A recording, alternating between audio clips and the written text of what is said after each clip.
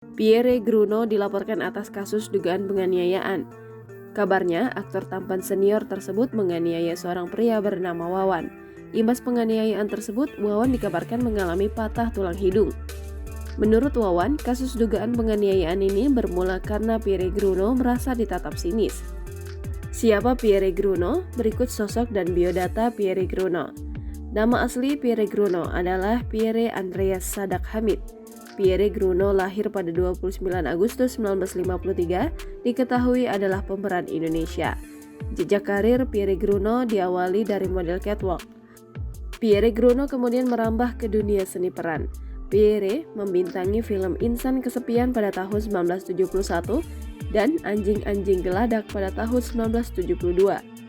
Selain berkarir di dunia hiburan, Pierre juga menjadi pengajar akting di lembaga pendidikan non-formal Duta Bangsa.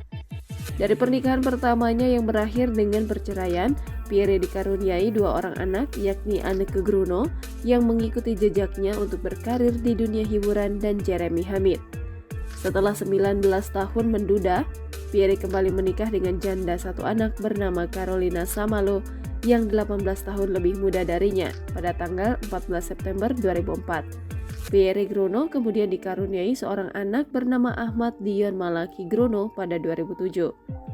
Dilansir wartakotalive.com, sebelumnya seorang lelaki bernama Wawan melaporkan artis senior Pierre Gruno atas dugaan penganiayaan di sebuah bar kawasan Jakarta Selatan. Saksi dalam peristiwa tersebut, Fendi, menuturkan korban tengah mengobrol dengan temannya di sebuah bar pada Jumat 30 Juni 2023. Kemudian, secara tiba-tiba, Pierre menghampiri korban dan melakukan pemukulan.